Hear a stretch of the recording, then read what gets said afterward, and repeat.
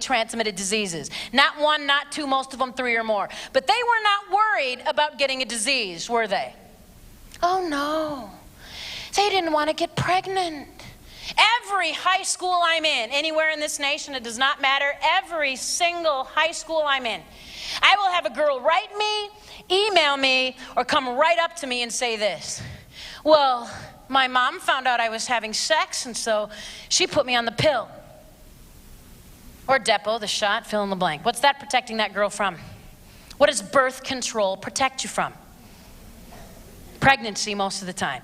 That drug, that hormone, that pill, that shot that this girl is taking has just made her 10 times more likely to contract a disease than if she were not taking that drug. This girl could end up sterile or dead. Thanks, Mom. Glad you cared. Is pregnancy the worst thing that could happen if you had sex today? No way. Far worse things than that. However, over 9 years, I've had to tell a lot of young girls that their test was positive. Immediately, they want an easy, painless way out of this pregnancy they didn't plan. I have to look at this little girl and say, guess what, sweetheart? Your choices at this point are bad, terrible, and even worse. Those are your options. You had a good choice. That was before you had sex. All of the other choices you've got are going to carry lifelong consequences. There's no easy way out of a pregnancy you didn't plan. Abortion is painful. I've counseled hundreds of women, 5, 10, 15 years after having an abortion, still hurting. I've counseled teenage girls with anorexia, bulimia, depression, attempted suicide, cutting, because of an abortion they couldn't take back. That is not like going to the dentist and getting your tooth pulled. There are consequences lifelong to that choice. Parenting is not an easy choice. I was in a middle school in Ohio last spring, met a 7th grade girl, 12 years old, pregnant with twins, delivered in July. Gonna be a lot of difficult years ahead for this 8th grader.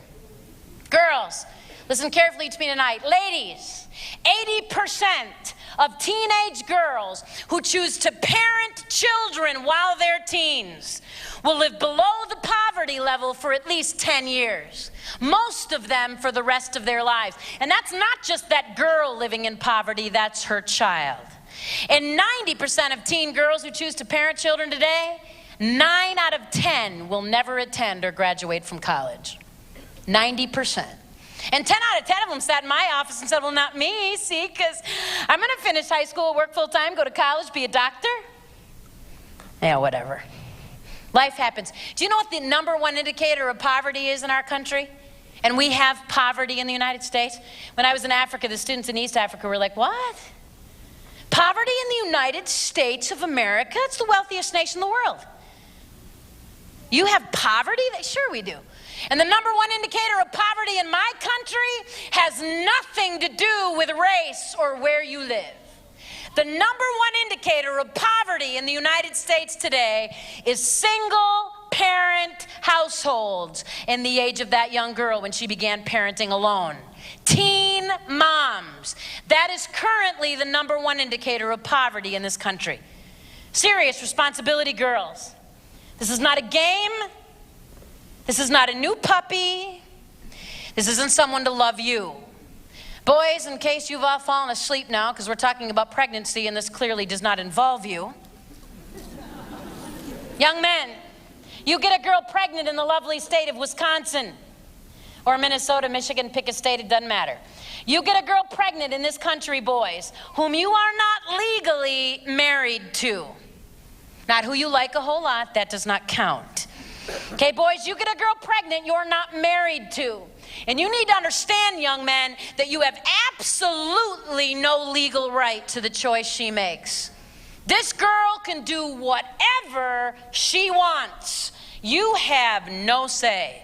And suing her for stealing your sperm might prove to be a bit difficult. You could try. If, however, boys, if this girl decides to parent your child, if that's the decision she makes about her pregnancy, she's going to keep the baby, boys. You now have legal responsibility. It's costing us over $30 billion a year to support teenage girls parenting their children. We can't pay this bill. Over the last 12 years, we've undergone welfare reform, began in the Clinton administration, continued in the current.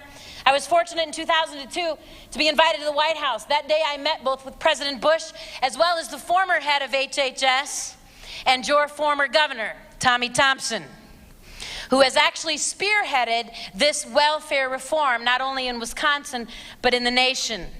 Boys, the laws have all changed, especially in Wisconsin. I do not care what happened to your uncle, your cousin, or some older brother. It is not happening for you. We are now requiring in all 50 states the social security numbers of both parents on every birth certificate of every child born in this nation. Girls will no longer be allowed to say, I don't know who the dad is. Don't feel like naming him. We will have your social security number on the paperwork. Boys, if you are named as the father of a child, you will be notified by the county. The county health department is going to send you a note saying you've been named as the father of this child born to this girl on this day. You will have between 60 and 120 days to show up at the county and say it's not me. She pulled my name out of a hat. That girl's lying. She's been everywhere. It's not my kid. They'll do a DNA test. If that test in fact proves that you are not the biological father, they're going back to mom and saying, sorry, try again. Till we have somebody's social security number on the paperwork. Why we change the law, boys? Why do we want that number? So we can let you know when your kid starts kindergarten? Send you a nice note? I had an 8th grade boy in Louisiana. I love junior hires. He raises his hand. He goes, so that the child will know who his dad is? No. Money's what we're after, boys. It's going to cost you over the next 18 years between $60,000 and $80,000, and your pay will be garnished. If you are not working, you will incur debt. And when and if you ever do get a job, it's coming out of your paycheck. And an interesting fact for those of you in Wisconsin is that in the state of Wisconsin, if the boy is under the age of 18 and he is the father of a child and he is not employed, the state has the right to go after his parents and garnish their wages until that son is in fact over 18 and employed. In this state, the parents of the young men will pay. Someone on that side of the family will pay. My daughter, who's at university, likes to make sure that I am well aware of the popular culture. She sent me the song. She goes, Mom, you got to listen to the song. I think they're finally getting it, that boys are going to have to pay for the children they father. It was a song by a rapper, so I had to listen to it about 5 times before I could get all the words. The guy's name was Kanye West. The song was called Gold Digger. And an entire verse of this song, this Super Bowl player's whining because he has to leave the Super Bowl in a Hyundai because his baby mama buying bling with this money, getting lipo with this money.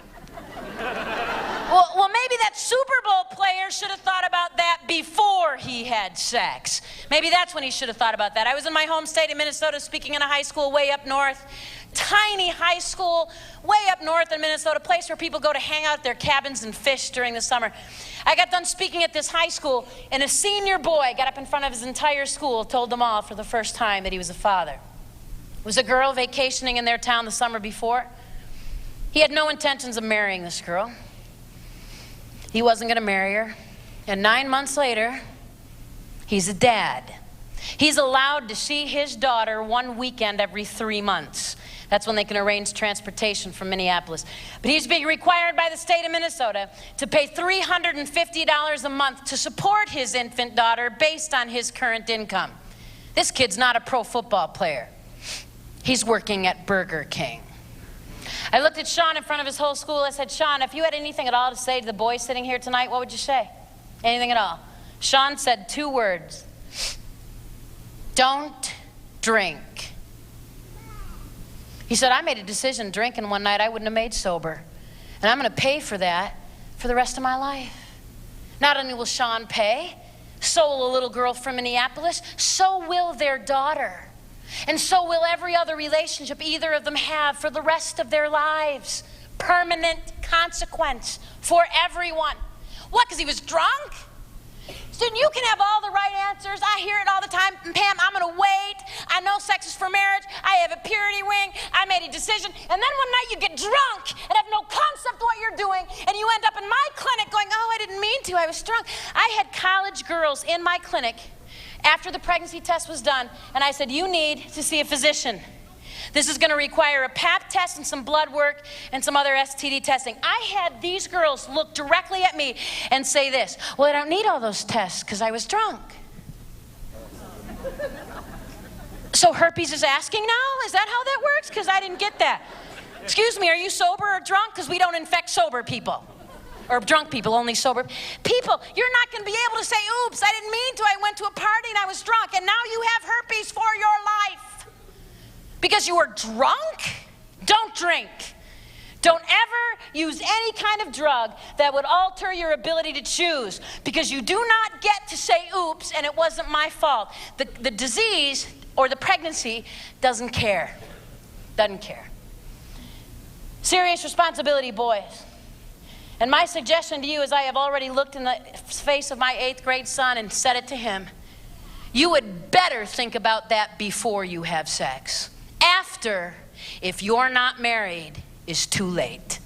The choice is not yours. Third option a young girl has if she finds herself pregnant, didn't intend to be, which I happen to think is the best option available to teen girls today, but it's not without pain. It will carry consequences. It's adoption.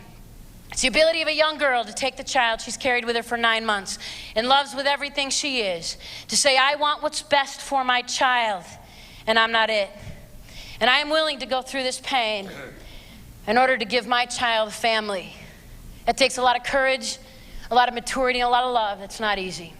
2 million requests for adoption will go unanswered this year in the United States and Canada. 2 million couples who would love to be parents in 2008 who will not be. Girls, I need you to hear this tonight. This is primarily going to affect the girls sitting in this room. Ladies, infertility, the inability to have children of your own biologically, has risen over 500% among women in 1 decade.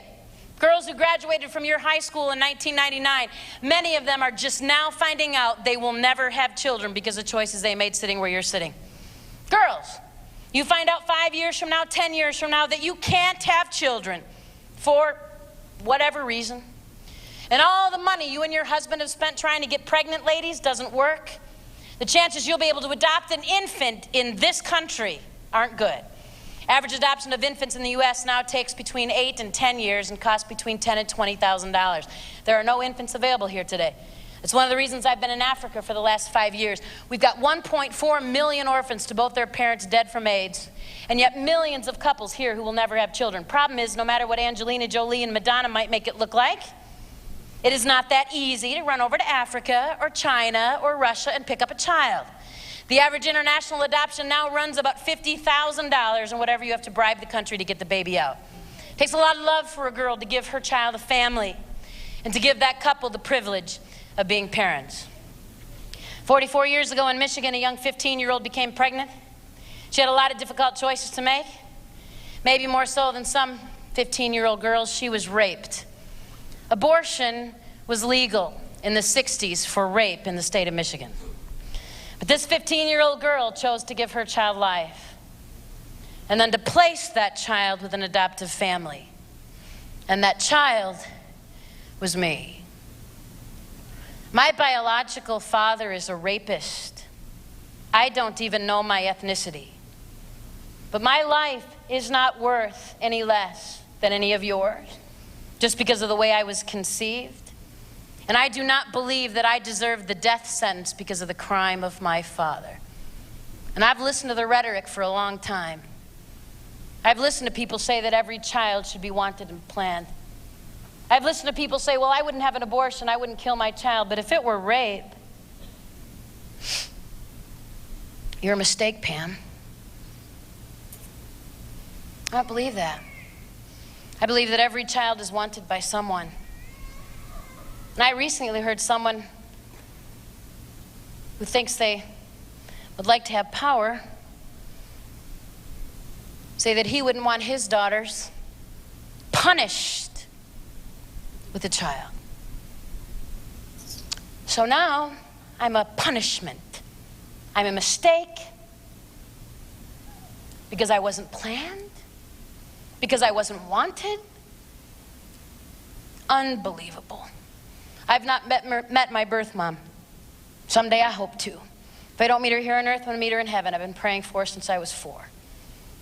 And someday when I meet her, I'm going to wrap my arms around her and I'm going to tell her I love her.